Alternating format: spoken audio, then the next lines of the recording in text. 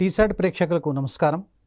TET ఎగ్జామినేషన్కు సిద్ధమవుతున్నటువంటి అభ్యర్థులందరికీ కూడా మరొకసారికి స్వాగతం పలుకుతూ, ఈ టెట్ ఎగ్జామినేషన్లో పేపర్ 1కు సంబంధించినటువంటి గణిత శాస్త్రానికి సంబంధించినటువంటి కంటెంటు, పెడగాజీపై అవగాహన కార్యక్రమము నిర్వహించబడుతుంది. కాబట్టి అభ్యర్థులందరూ గమనించవలసినటువంటి విషయం ఏమిటంటే, టెట్ పేపర్ 1లో మ్యాథమెటిక్స్ సంబంధించినంత వరకు ఎన్ని మార్కుల ప్రశ్నలు ఉంటాయి, అదేవిధంగా ఈ మ్యాథమెటిక్స్లో కాంటెంట్కు ఎన్ని మార్కులు ఉంటాయి, అదేవిధంగా పెడగాజీకి ఎన్ని మార్కులు ఉంటాయి, ఈ కంటెంట్కు సంబంధించినంత వరకు ఏ సిలబస్ను మనము ఫాలో కావాలి, ఏ సిలబస్ పైన మనము తర్ఫీదు పొందాలి, అదేవిధంగా పెడగాజీకి సంబంధించినంత వరకు కూడా మనము సిలబస్ ఏ విధంగా ఉంది, అదేవిధంగా వాటికి సంబంధించినటువంటి యొక్క పుస్తకాలు ఏమిటి, వాటి గురించి ఈ కార్యక్రమంలో మనం తెలుసుకోవడం జరుగుతుంది.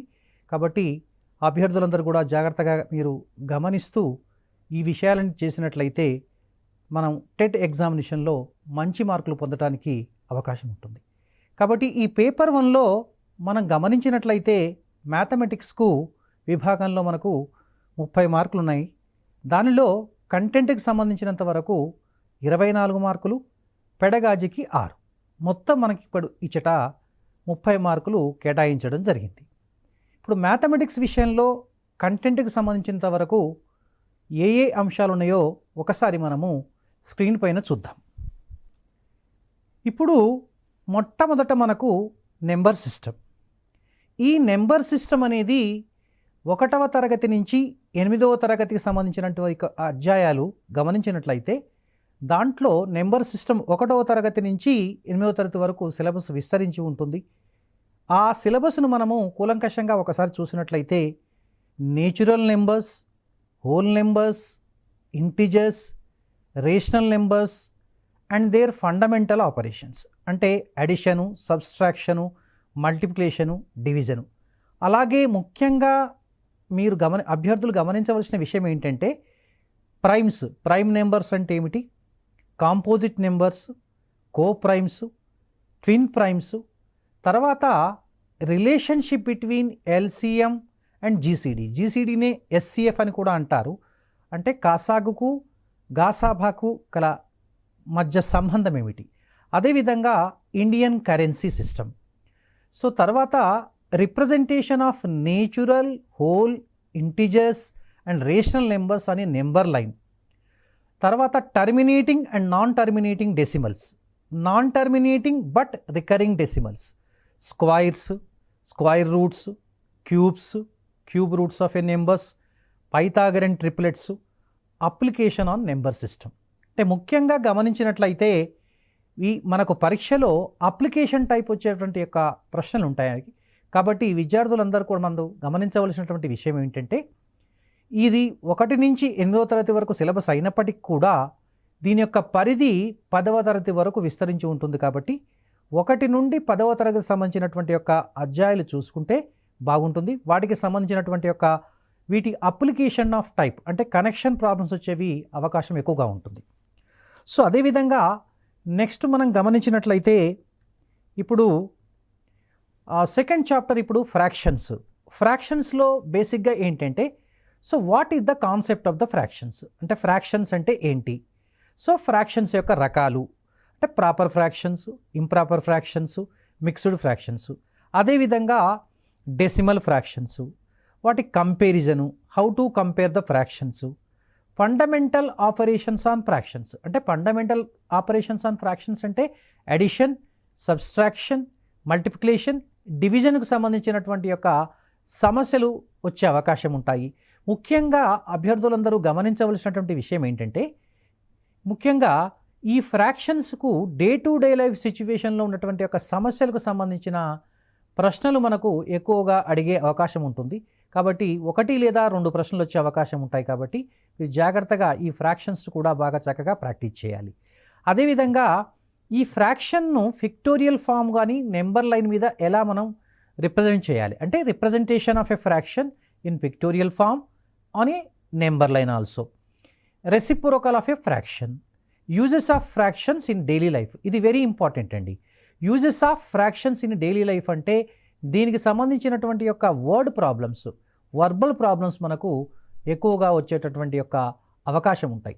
కాబట్టి అభ్యర్థులందరికీ కూడా ఒక ముఖ్యమైనటువంటి సూచన ఏమిటంటే, మీరు గత ప్రశ్నాపత్రాల్లో ఇచ్చినటువంటి యొక్క ప్రశ్నల యొక్క సరళిని కూడా ఒకసారి మీరు జాగ్రత్తగా మీ దగ్గర ఉన్నట్లయితే గమనించండి. సో నెక్స్ట్ మనము చూసినట్లయితే అర్థమెటిక్. ఈ అర్థమెటిక్లో మేజర్గా చూడండి, మనకు యూనిటరీ మెథడ్ అంటే ఏకవస్తు మార్గం అంటారండి. సో దీనిలో మనకు పర్సంటేజెస్ సంబంధించినటువంటి యొక్క సమస్యలు వచ్చే అవకాశం ఉంటుంది. అదేవిధంగా ప్రాఫిట్ అండ్ లాస్, ముఖ్యంగా మీరు గమనించాలి, ఈ ప్రాఫిట్ అండ్ లాస్ కూడా అప్లికేషన్ ఆఫ్ పర్సంటేజెస్. కాబట్టి ఈ పర్సంటేజెస్ యొక్క చాప్టర్ను కనుక చాలా జాగ్రత్తగా మనం ప్రిపేర్ అయినట్లయితే అది మనకు ప్రాఫిట్ అండ్ లాస్లో కూడా మనకు ఉపయోగపడుతుంది. సో ముఖ్యంగా నెక్స్ట్ ఏంటంటే రేషియో అండ్ ప్రపోర్షన్. మనకు ఈ రేషియో అండ్ ప్రపోర్షన్లో మనకు నెక్స్ట్ తర్వాత వచ్చేది ఏంటంటే డైరెక్ట్ ప్రపోర్షన్, మనకు డిస్కౌంట్ మీద సమస్యలు, simple interest, compound interest. Simple interest మీద ఫార్ములాకు సంబంధించిన సమస్యలు అంటే ఇక్కడ వర్డ్ ప్రాబ్లమ్స్ వచ్చే అవకాశం ఉంటాయి. అదేవిధంగా గత ప్రశ్నాపత్రంలో చూసినట్లయితే కాంపౌండ్ ఇంట్రెస్ట్కు సంబంధించినటువంటి యొక్క సమస్య కూడా ఇవ్వటం జరిగింది. అదేవిధంగా next time and work, time and distance, tax అంటే వాల్యూ యాడెడ్ ట్యాక్స్, కాకపోతే నెక్స్ట్ మనకు జిఎస్టీ, 8th క్లాస్లో మనకు సిజిఎస్టీ ఇవి ఉన్నాయి. జిఎస్టీ మీద కూడా సమస్యలు వచ్చే అవకాశం ఉన్నాయి. కాబట్టి అర్థమెటిక్లో జాగ్రత్తగా మీరు గమనించవలసింది ఏంటంటే ఏకవస్తు మార్గము, తర్వాత శాతాలకు సంబంధించినవి, లాభ నష్టాలు, నిష్పత్తి అనుపాతము, అదేవిధంగా డైరెక్ట్ ప్రపోర్షన్ ప్రాబ్లమ్స్, తర్వాత discount problems, time and distance problems, ట్యాక్స్కి సంబంధించినటువంటి యొక్క సమస్యలు వచ్చే అవకాశం ఉంటాయి. సో నెక్స్ట్ చాప్టర్ మనం గమనించినట్లయితే సో జామెట్రీ. సో ఒకసారి జాగ్రత్తగా చూసినట్లయితే జామెట్రీలో మనకు ఎక్కువగా సిలబస్ ఉన్నట్టు కనిపిస్తుంది, కానీ మనకు దాదాపు ఒక 2 లేదా 3 ప్రశ్నలు వచ్చే అవకాశం ఉంటాయి. అంటే ఫస్ట్ యాక్చువల్గా 2D 3D షేప్స్ మీద ఐడియా ఉండాలి. That means basic idea of geometry. So types of angles, how many types of angles are there, construction and measurement of angles, తర్వాత టైప్స్ ఆఫ్ యాంగిల్స్. ఈ యాంగిల్స్లో కూడా ముఖ్యంగా మీరు గుర్తుపెట్టుకోవాల్సింది complementary angles and supplementary angles. సరే సిలబస్లో ఇక్కడ మనకు కనిపించకపోవచ్చు, కాబట్టి టైప్స్ ఆఫ్ యాంగిల్స్లో కూడా మనకి ఏంటంటే కాంప్లిమెంటరీ యాంగిల్స్ అంటే ఏంటి, what is meant by the complementary angles and what is meant by the supplementary angles. అంటే పూరక కోణాలు, సంపూరక కోణాలకు సంబంధించినటువంటి యొక్క సమస్య కూడా రావడానికి మనకు అవకాశం ఉందండి. అదేవిధంగా lines and triangles. So triangles, తర్వాత టైప్స్ ఆఫ్ ట్రయాంగిల్స్, ఈ ట్రయాంగిల్స్కి సంబంధించిన దాని మీద మనకేంటంటే దాంట్లో ఉన్నటువంటి ఒక important properties, some of the angles of a triangle is 180 degrees. So అదేవిధంగా ఎక్స్టీరియర్ యాంగిల్ ప్రాపర్టీస్, తర్వాత యాంగిల్ సమ్ ప్రాపర్టీ. సో వాటి మీద మనకు ప్రశ్నలు వచ్చే అవకాశం ఉంటుంది. టైప్స్ ఆఫ్ ట్రయాంగిల్స్లో అంటే మనం ఇక్కడ డిఫరెంట్ టైప్స్ ఆఫ్ ట్రయాంగిల్స్ ఉంటాయి. అంటే మనకు తెలుసు యాక్చువల్గా ఏంటంటే స్కేలెన్ ట్రయాంగిల్, విషమబాహు త్రిభుజము, అదేవిధంగా equilateral triangle, all the sides are equal, సమబాహు త్రిభుజం అంటారు. అదేవిధంగా ఐసాసిస్ triangle, right angle triangle. So next తర్వాత క్వాడ్రిలేటరల్స్. సో దాంట్లో టైప్స్ ఆఫ్ క్వాడ్రిలేటరల్స్ కూడా ఉంటాయి. సో ఇవి కూడా బాగా ప్రాక్టీస్ చేయాలి. మనకు 7th క్లాస్లో 8th క్లాస్లో ఈ ట్రయాంగిల్స్ మీద చాలా చక్కటి ప్రాబ్లమ్స్ ఉన్నాయండి. అవి మీరు ఎస్సీఆర్టీ టెక్స్ట్ బుక్స్ ప్రిపేర్ అవుతే బాగుంటుందండి. So next congruency. So property of congruency of triangles, SAS, SS, ASA, RHS, వీటికి సంబంధించినటువంటి యొక్క ప్రాబ్లమ్స్ కూడా జాగ్రత్తగా మనము పరిశీలించవలసిన అవసరం ఉంటుందండి. Construction of triangles and quadrilaterals, so patterns with geometrical shapes, తర్వాత representing 3D shapes into 2D shapes, అంటే నెట్స్గా వాటిని రాయడం అనేదండి. తర్వాత Euler relation. This Euler relation is very very important. ఇది మనం లాస్ట్ టైం కూడా కెలిడోస్కోప్లో ఉన్నటువంటి యొక్క అంచుల సంఖ్య అని ఒక ప్రశ్న ఇవ్వబడిందండి. So that means number of edges in kaleidoscope. Kaleidoscope అంటే just like it appears to be, seems to be ఈ పట్టకం అంటే ప్రిజన్ లాగా ఉంటుంది. కాబట్టి ఆ ప్రిజన్లో ఉన్నటువంటి ఒక అంచుల సంఖ్య కనుక్కోవాలంటే మీరు ఐలర్ సూత్రం గుర్తుపెట్టుకోవాలి. దాని ఐలర్ రిలేషన్ అని ఇక్కడ ఉంటుంది. దాని ఐలర్ సూత్రం అంటే F + E, V = E+2. F అంటే ఫేసెస్, V అంటే వర్టిసెస్, సో నెక్స్ట్ E అంటే ఎడ్జెస్, అవే వాటిని మనం ఏమంటాం అంటే అంచులు అంటాము. కాబట్టి ఆ రిలేషన్తో కూడా మనకు ప్రాబ్లమ్స్ వచ్చే అవకాశం ఉంటాయి. తర్వాత ప్రాపర్టీస్ ఆఫ్ ట్రయాంగిల్స్లో ఉన్నటువంటి యొక్క ధర్మాల అంటే త్రిభుజ ధర్మాల గురించి మనకు సమస్యలు వస్తాయి. తర్వాత parallelogram, trapezium, rhombus, rectangle, square and kite. Next concept of circles అంటే ఇక్కడ ముఖ్యంగా మీరు సర్కిల్స్కి సంబంధించినంత వరకు సర్కిల్లో ఉన్నటువంటి యొక్క భాగాలు ఏంటివి, what are the parts of a circle. So దాంట్లో ఉండేది ఏంటి, మనకు జా దగ్గర నుంచి మొదలు పెట్టుకుంటే అంటే కార్డ్ కానీ, డయామీటర్ కానీ, లేకపోతే నెక్స్ట్ మనకు సెక్టార్ కానీ, లేకపోతే నెక్స్ట్ మనకు రేడియస్ కానీ, డయామీటర్కు రేడియస్కు ఉన్న రిలేషన్ ఏంటి. తర్వాత so what is the difference between actually here circumference and also perimeter. మిగతా షేప్స్కు జనరల్గా మనం పెరిమీటర్ అంటాము, సర్కిల్కి సంబంధించినంత వరకు సర్కంఫరెన్స్ అంటాము. ఈ సర్కంఫరెన్స్ ఎలా కనుక్కోవాలి, నెక్స్ట్ అదేవిధంగా ఏరియా ఆఫ్ ద సర్కిల్ ఎలా కనుక్కోవాలి, వాటికి సంబంధించినటువంటి సమస్యలు వచ్చే అవకాశం ఉంటాయి. అదేవిధంగా ఇవి కూడా డే టు డే లైఫ్ సిచ్యువేషన్కి సంబంధించినటువంటి యొక్క సమస్యలు రావడానికి అవకాశం ఉంది. కాబట్టి వాటిపైన దృష్టి మీరు కేంద్రీకరిస్తే మంచి మార్కులు వచ్చే అవకాశం ఉంటాయి. అదేవిధంగా సిమెట్రీ ఈజ్ వెరీ ఇంపార్టెంట్. ఈ 8th క్లాస్లో మనకు సిమెట్రీ చాప్టర్ మీద చాలా డీటెయిల్గా ఉందండి. కాబట్టి ఒక ప్రశ్న మనకు సిమెట్రీకి సంబంధించిన ప్రశ్న వచ్చే అవకాశం ఉంటుంది. ఎలా అంటే ఒక సమబాహు త్రిభుజానికి గల సౌష్ఠవ రేఖల సంఖ్య అని అడుగుతాడు. అంటే సాధారణంగా మనం 3 అని చెప్పొచ్చు. అదే వృత్తానికి ఎన్ని ఉంటాయంటే అనంతంగా ఉంటాయి. సో ఇలాంటి ప్రశ్నలు మనము చూసుకోవాలి. విభాగము మెజర్మెంట్స్ చాలా ఇంపార్టెంట్ అండి. సో మెజర్మెంట్స్ అంటే ఇక్కడ దాన్ని కొలమానం అని కూడా అంటారు. అంటే లెంత్కి సంబంధించినవి, వెయిట్, కెపాసిటీ. అంటే ఒక సిస్టంలో నుంచి ఇంకొక సిస్టానికి మార్పు అంటే యాక్చువల్గా మనకు మీటర్కు, సెంటీమీటర్కు, మిల్లీమీటర్కు మధ్య సంబంధం ఏంటి, వెయిట్ అయితే కేజీకి, గ్రామ్స్కు ఏముంటుంది, కెపాసిటీ మీన్స్ యాక్చువల్లీ హియర్ మనకు వాల్యూమ్ ఎట్లా, time and their standard units. అంటే టైము గురించి కూడా మనం తెలుసుకోవాలి. ఇక్కడ సాధారణంగా లాస్ట్ టైం ఒక చాలా మంచి ప్రశ్న అడిగారండి. అంటే యాక్చువల్గా ఏంటంటే టైంకి సంబంధించిన ప్రశ్న. కొంత ఉదయం 9:30 బయలుదేరి మధ్యాహ్నం 12:30కి చేరుకున్నట్లయితే మొత్తం ప్రయాణించిన కాలము ఎంత, ఇలాంటి ప్రశ్న వచ్చే అవకాశం మనకు ఎగ్జామ్లో అవకాశం ఉందండి. సో అదేవిధంగా మనకు 8th క్లాస్లో పర్టికులర్గా చూసినట్లయితే 8వ తరగతిలో SCERT టెక్స్ట్ బుక్ 8వ తరగతి అండి. దాంట్లో మనకు surface area and volume of a cube and cuboids ఉన్నాయండి. So that is very important. అంటే ఘనమునకు సంబంధించినటువంటి ప్రక్కతల వైశాల్యము మరియు ఘన పరిమాణం కనుక్కోవడానికి వాటికి సంబంధించినటువంటి లెక్కలు వస్తాయి. దాంట్లో అదేవిధంగా ముఖ్యంగా మనకు సిలబస్లో కనిపించకపోవచ్చు, కానీ మీరు ఇప్పుడు ఒక దీర్ఘకణం తీసుకున్నప్పుడు దానిలో ఉంచగలిగినటువంటి ఒక గరిష్ట పొడవు గల ఏదైనా కర్ర పొడవు ఎంత అని అడిగింది అనుకోండి, అది యాక్చువల్గా application problem.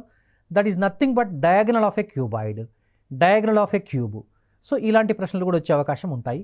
So next perimeter and the area of the triangle. So quadrilateral, parallelogram, rectangle, rhombus, square and trapezium. అంటే వీటన్నిటికి కూడా ఈ షేప్లో అంటే ట్రయాంగిల్ కానీ, క్వాడ్రిలేటరల్ కానీ, పారలోగ్రామ్ కానీ, రెక్టాంగిల్ కానీ, రాంబస్ కానీ, స్క్వైర్ కానీ, నెక్స్ట్ ట్రెపీజియం కానీ, వీటి యొక్క పెరిమీటర్ ఎట్లా కనుక్కోవాలి, ఏరియా ఎట్లా కనుక్కోవాలి, వాటికి ఫార్ములాలు ఉన్నాయి. ఇందాకనే మనం డిస్కస్ చేసుకున్నాము. Circumference of a circle, area of a circle, circular paths, it's very important.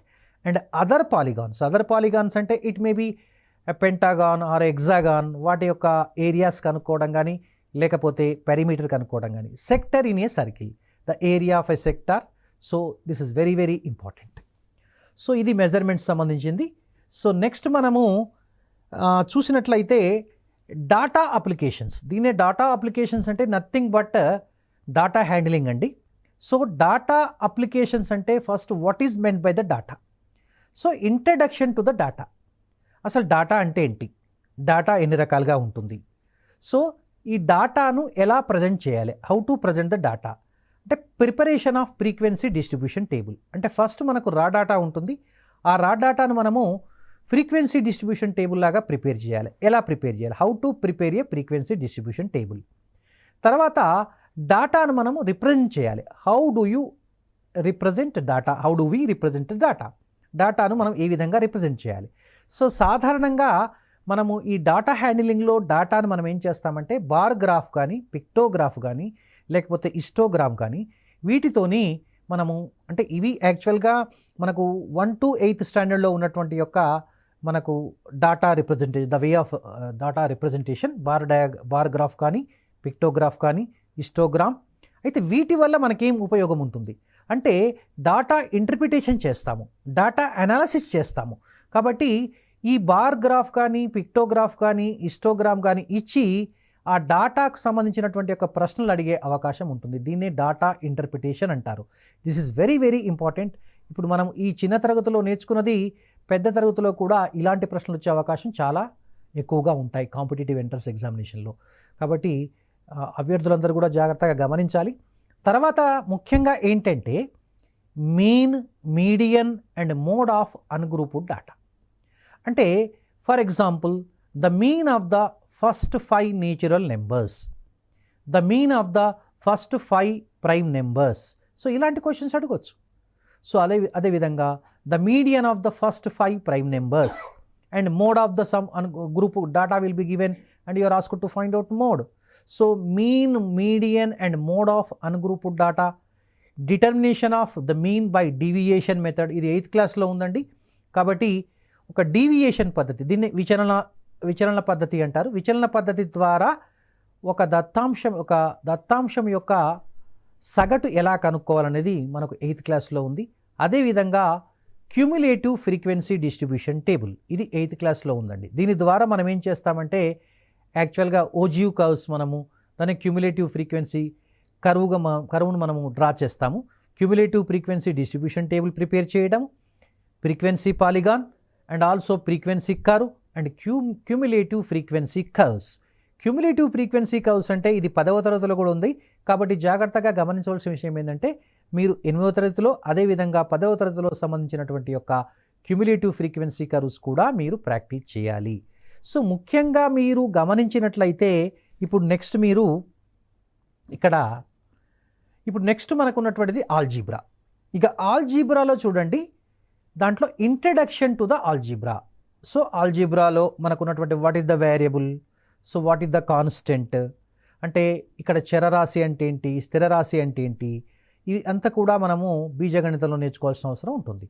Simple equations, తర్వాత solving linear equation in 1 variable. ఇది మనకు 7th క్లాస్లో ఉంటుంది, అదేవిధంగా 8th క్లాస్లో ఉంటుంది. కాబట్టి 8th క్లాస్లో సంబంధించినటువంటి యొక్క వర్బల్ ప్రాబ్లమ్స్ కానీ లేకపోతే different types of problems, solving linear equations in 1 variable. So next మనం ఏంటంటే ఈ లీనియర్ ఈక్వేషన్స్ ఫ్రేమ్ చేయటం కూడా ఇంపార్టెంట్. అంటే ఏదైనా ఒక సిచ్యువేషన్ ఇచ్చినప్పుడు ఆ సిచ్యువేషన్ను మనం ఏ విధంగా లీనియర్ ఈక్వేషన్ రూపంలో వ్యక్తపరచాలి. How do we actually express a data in terms of a linear equation in 1 variable? So whenever such type of cases arises, so అలాంటి ప్రశ్నలు కూడా మనకు అప్లికేషన్ టైప్లో అడగటానికి అవకాశం ఉంటుంది. అదేవిధంగా next very very important chapter is exponents and powers.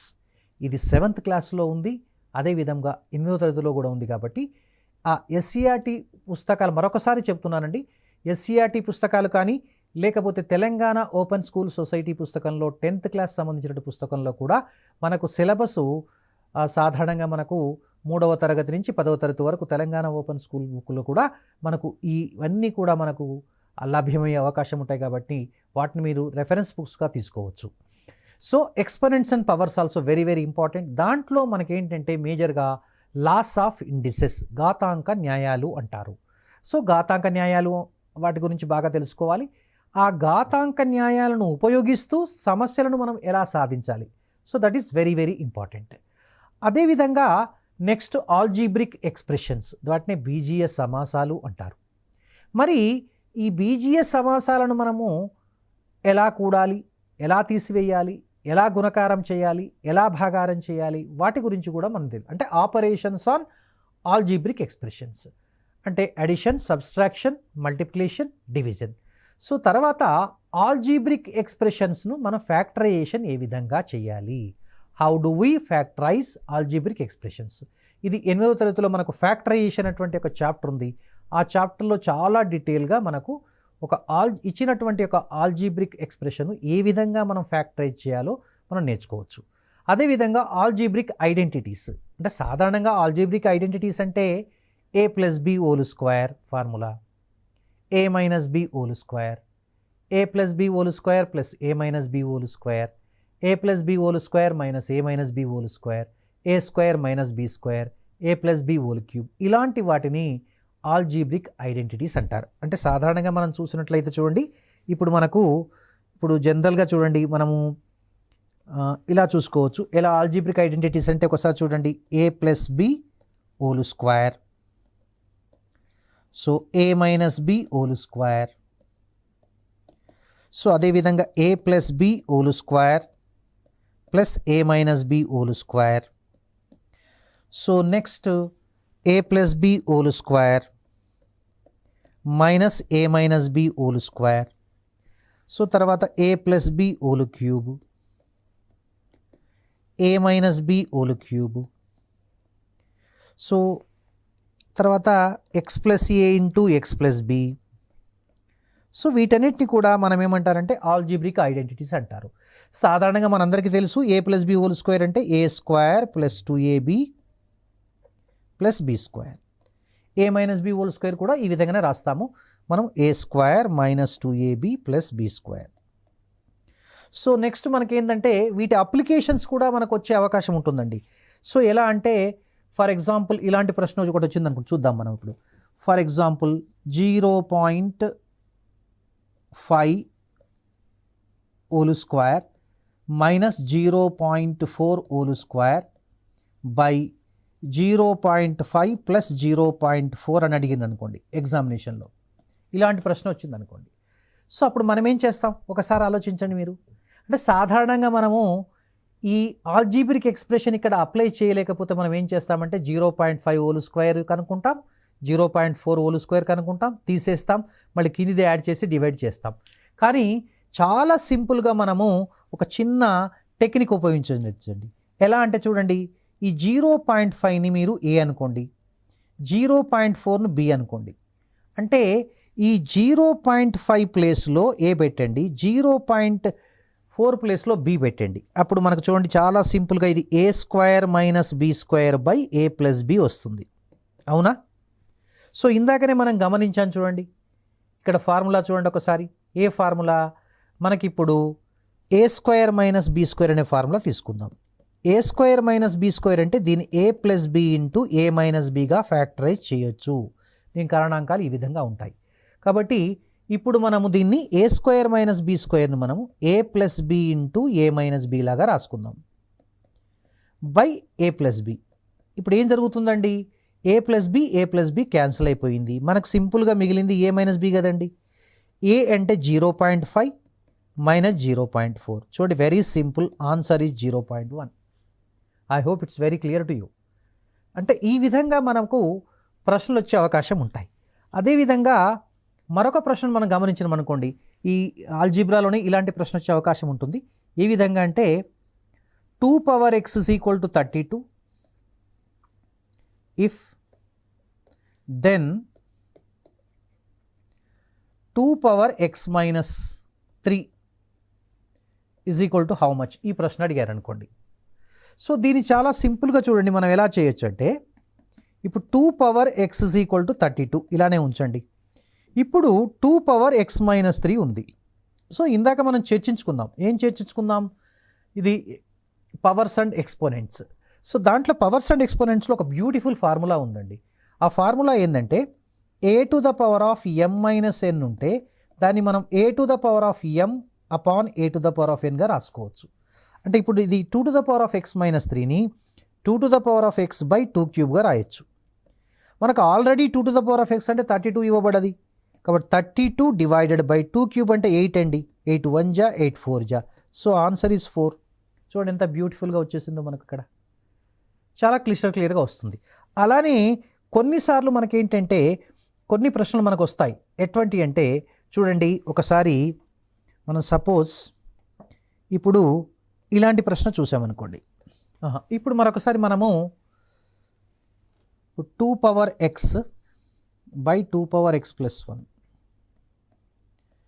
is equal to 4/5. So then 8 power x by 8 power x plus 1 ఇలాంటి ప్రశ్న అడిగాను అనుకోండి. సో జనరల్గా ఏం చేయాలి మనం, ఇది క్రాస్ మల్టిప్లై చేసేసి ఈ 2 పవర్ x వాల్యూ కనుక్కొని ఈ 8 x మనం ఎలా రాయొచ్చు అంటే 2 x హోల్ క్యూబ్గా రాయాలి. సబ్స్టిట్యూట్ చేసేస్తే ఈ ఆన్సర్ వచ్చేస్తుంది. సో నెక్స్ట్ మనము ఈ విధంగా మనము ప్రశ్నలు చేసుకుంటూ వెళ్ళొచ్చు, వస్తాయి. సో నెక్స్ట్ మనకు ఒకసారి ఇప్పుడు మనకు ఇంతవరకు మనం ఏంటంటే కంటెంట్ గురించి మనం డిస్కస్ చేసాము. సో కంటెంట్ అనేది మనకు 24 మార్కులు, 24 మార్క్స్, ఇది కంటెంట్. సో నెక్స్ట్ మనకి ఇప్పుడు 6 మార్క్స్, టోటల్ మ్యాథమెటిక్స్లో 30 మార్క్స్ ఉంటాయి. ఇప్పుడు పెడగాజీ సంబంధించినంత వరకు, పెడగాజీ అంటే బోధనా శాస్త్రము. సో మ్యాథమెటిక్స్ పెడగాజీలో మనకున్నటువంటి యొక్క సిలబస్ ఏంటి ఒకసారి మనం పరిశీలిద్దాం. దాంట్లో ఫస్ట్ మొట్టమొదటి చూసినట్లయితే చూడండి, definitions and nature of mathematics. First మొట్టమొదట ఈ గణితం యొక్క స్వభావం ఏమిటి, డెఫినేషన్స్ అంటే అభ్యర్థులందరూ జాగ్రత్తగా గమనించవలసినటువంటి యొక్క విషయం ఏంటంటే గణితం యొక్క స్వభావం ఎలా ఉంటుంది, what is the nature of the mathematics. ఈ మ్యాథమెటిక్స్ గురించి ఒక్కొక్క శాస్త్రవేత్త ఒక్కొక్క డెఫినేషన్ ఇచ్చాడు. కాబట్టి ఆ డెఫినేషన్స్ అనేవి మనము గణితము నాగరికతకు అద్దము లాంటిది ఇలాంటివి ఉంటాయండి. కాబట్టి అలాంటి definitions nature of the mathematics గురించి బాగా నేర్చుకోవాలి. సో ముఖ్యంగా ఇంకా గమనించవలసినటువంటి విషయం ఏంటంటే అసలు ఈ గణితంలో ఉన్నటువంటి యొక్క ఎయిమ్స్ ఏంటివి, వాల్యూస్ ఏంటివి, తర్వాత instructional objectives of teaching mathematics, academic standards. ఇది చాలా ఇంపార్టెంట్ అండి. అకాడమిక్ స్టాండర్డ్స్ అనేవి ఇక్కడ మీరు గమనించవలసిన విషయం ఏంటంటే సో ప్రాబ్లమ్ సాల్వింగ్ ఉంటుంది, తర్వాత రీజనింగ్ అండ్ ప్రూఫ్ ఉంటుంది, సో నెక్స్ట్ కమ్యూనికేషన్ ఉంటుంది. కమ్యూనికేషన్ అంటే మ్యాథమెటికల్ లాంగ్వేజ్ అండి. సో ఫోర్త్ తర్వాత నెక్స్ట్ కనెక్షన్ ఉంటుంది. సో నెక్స్ట్ వచ్చేసి రిప్రజెంటేషన్ అండ్ విజువలైజేషన్ ఉంటుంది. సో వీటి గురించి కూడా మనం బాగా స్టడీ చేయాలి. అంటే ఫర్ ఎగ్జాంపుల్ ఈ అకాడమిక్ స్టాండర్డ్కి సంబంధించినటువంటి యొక్క సమస్యలు ఏ విధంగా ఇవ్వడం జరుగుతుందంటే ఇవి నాకు దాదాపు తెలిసినంత వరకు గత ప్రశ్నాపత్రాలను కనుక మనం గమనించినట్లయితే అవన్నీ కూడా అప్లికేషన్ పాయింట్ ఆఫ్ వ్యూలో ఉన్నాయి. ఏదైనటువంటి ఒక ప్రశ్నని ఇచ్చి ఆ ప్రశ్నలో ఉన్నటువంటి యొక్క అకాడమిక్ స్టాండర్డ్ యొక్క ఏ అకాడమిక్ స్టాండర్డ్ ఆధారముగా ఆ ప్రశ్న తయారు చేయబడినది. కాబట్టి మీరు జాగ్రత్తగా గమనించవలసిన విషయం ఏంటంటే ప్రాబ్లమ్ సాల్వింగ్లో మనం సమస్య ఏ విధంగా ఉంటుంది, రీజనింగ్ అండ్ ప్రూఫ్లో సమస్య ఏ విధంగా ఉంటుంది, కనెక్షన్లో ఏ విధంగా ఉంటుంది, తర్వాత రిప్రజెంటేషన్ విజువలేషన్లో ప్రాబ్లం ఏ విధంగా ఉంటుందనేది మీరు జాగ్రత్తగా స్టడీ చేయాలి. అంటే క్వశ్చన్ పేపర్ తీసుకుని అంటే మనకు 1వ తరగతి నుంచి 10వ తరగతికి ఉన్నటువంటి యొక్క ప్రశ్నాపత్రంలో యొక్క సరళి చూసుకొని వాటిలో మీరు గమనించినట్లయితే తప్పనిసరిగా మీకు 2 మార్కులు వచ్చే అవకాశం వీటిపైన ఉంటుంది. సో నెక్స్ట్ తర్వాత very very important is methods of teaching mathematics. Methods అండి, different types of methods, induction method, deduction method, తర్వాత యూరిస్టిక్ మెథడ్. సో ఈ మెథడ్స్లో ఉన్నటువంటి ఒక మెరిట్స్ ఏంటివి, డిమెరిట్స్ ఏంటివి, సో ఇవి ఏ విధంగా ఉన్నవి. కాబట్టి డిఫరెంట్ మెథడ్స్ మొత్తం కూడా జాగ్రత్తగా చదువుకోవాలి. దీనికి ఏంటంటే తెలుగు అకాడమీ టెక్స్ట్ బుక్ కనుక తీసుకున్నట్లయితే తెలుగు అకాడమీ రూపొందించినటువంటి యొక్క మీ ఈ పెడగాజీ బుక్ని తీసుకొని ఆ పెడగాజీలో కనుక స్టడీ చేసినట్లయితే మనకు కంపల్సరీగా వీటిపైన మనకు 1 లేదా 2 మార్కులు వచ్చే అవకాశం ఉంటాయి. సో తర్వాత ఇన్స్ట్రక్షనల్ మెటీరియల్ ఇన్ మ్యాథమెటిక్స్ అంటే what is the importance of TLM, teaching learning material. So teaching learning material గురించి కూడా మీరు చూసుకోవాలి. ఆ పెడగాజీకి సంబంధించినటువంటి పుస్తకంలో మనకు మెటీరియల్ ఎలాంటి మెటీరియల్ తీసుకోవాలి, ఏ అధ్యాయానికి సంబంధించినటువంటి ఎలాంటి మెటీరియల్ తయారు చేయాలో వాటి మీద కూడా మీరు స్టడీ చేయాలి. అదేవిధంగా instructional planning. So instructional planning అంటే ఏదైనా ఫర్ ఎగ్జాంపుల్ ఫస్ట్ మనం మొట్టమొదట ప్లానింగ్ చేసుకోవాలి. ప్లానింగ్ ఎన్ని రకాలుగా ఉంటాయి. సో జాగ్రత్తగా మనం ఒకసారి గమనించినట్లయితే ప్లానింగ్ అనేది ఎన్ని రకాలుగా ఉంటుంది మనకు. ప్లానింగ్ చూడండి, ప్లానింగ్ అనేది మనము జనరల్గా ఇయర్ ప్లాన్ చేస్తాము. So year plan. So next వచ్చేసి మనకి ఏంటంటే సో ఇయర్ ప్లాన్ తర్వాత unit plan. So unit plan తర్వాత నెక్స్ట్ వచ్చేది period plan. So period plan అంటే ఈ ఇయర్ ప్లాన్ తయారు చేసే సందర్భంలో మనం ఏ ఏ అంశాలను దృష్టిలో పెట్టుకోవాలి కాబట్టి పీరియడ్ ప్లాన్ ఇలాంటివి ఉంటాయి. సో అదేవిధంగా నెక్స్ట్ మనకు చూడండి, నెక్స్ట్ మనం గమనించవలసింది ఏంటంటే continuous comprehensive evaluation. This is very important. అంటే ఫార్మాటివ్ అసెస్మెంట్లో టూల్స్ ఏంటివి, సమ్మేటివ్ అసెస్మెంట్లో ఉన్నటువంటి టూల్స్ ఏంటివి, తర్వాత designing administration of scholastic achievement test, వీటి గురించి డిస్కస్ చేయాలి. Remedial teaching, diagnostic remedial teaching ఎలా చేయాలి. తర్వాత మ్యాథమెటిక్స్ టీచర్, ద మ్యాథమెటిక్స్ టీచర్కు ఎలా ఉండాలి, సో మ్యాథమెటిక్స్ టీచర్ యొక్క లక్షణాలు ఏంటివి, వాటి గురించి కూడా మనం చూసుకోవాలి. రిసోర్స్ యూటిలైజేషన్, చాలా మనకు అప్డేట్ చేసుకోవాలంటే చాలా మనకు మ్యాథ్స్ క్లబ్స్ ఉంటాయి, ఎగ్జామినేషన్ ఉంటాయి, డిఫరెంట్ కాంపిటేటివ్ ఎంట్రన్స్ ఎగ్జామినేషన్స్ ఉంటాయి, ఒలింపియాడ్ ఎగ్జామ్స్ ఉంటాయి. సో వాటి గురించి రిసోర్సెస్ మనకు ఈ మధ్య మనకు ఐసీటీ వచ్చింది, డిజిటల్ కూడా వచ్చింది, కాబట్టి వాటికి సంబంధించినటువంటి కూడా రిసోర్స్ ఎలా మనం ప్రొక్యూర్ చేసుకోవాలి, దానికి సంబంధించిన వెబ్సైట్స్ కానీ, పుస్తకాలు కానీ, టెక్స్ట్ బుక్స్ కానీ. ఫర్ ఎగ్జాంపుల్ మ్యాగజైన్ తీసుకున్నట్లయితే ఎట్ రైట్ యాంగిల్స్ అనే బుక్ ఉంది. అదేవిధంగా curriculum and text book, this very important.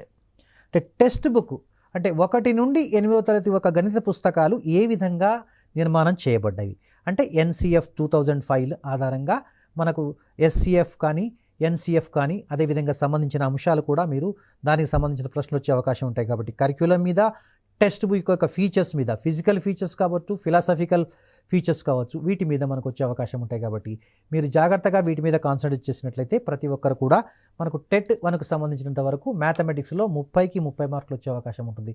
కాబట్టి అభ్యర్థులకు మరొకసారి విజ్ఞప్తి చేస్తూ మీరందరూ కూడా ఈ 1 నుండి 8 10వ తరగతి వరకు పాఠ్యపుస్తకాలను, ఎస్సీఆర్టీ పాఠ్యపుస్తకాలు, లేకపోతే తెలంగాణ ఓపెన్ స్కూల్ సొసైటీ పుస్తకం మ్యాథ్స్ 10th క్లాస్ మ్యాథమెటిక్స్ పుస్తకాలను, అదేవిధంగా తెలుగు అకాడమీకి సంబంధించినటువంటి యొక్క పుస్తకాలను మీరు జాగ్రత్తగా పెడగాజికి సంబంధించింది మీరు ఉపయోగిస్తూ వాటిని ప్రాక్టీస్ చేసినట్లయితే మీకు తప్పనిసరిగా 30కి 30 మార్కులు వస్తాయి. టెట్లో మంచి మార్కులు పొందడానికి అవకాశం ఉంటుంది. కాబట్టి మీరు అటు ఫాలో అవుతారని కోరుకుంటూ ముగిస్తున్నాను. Thank you.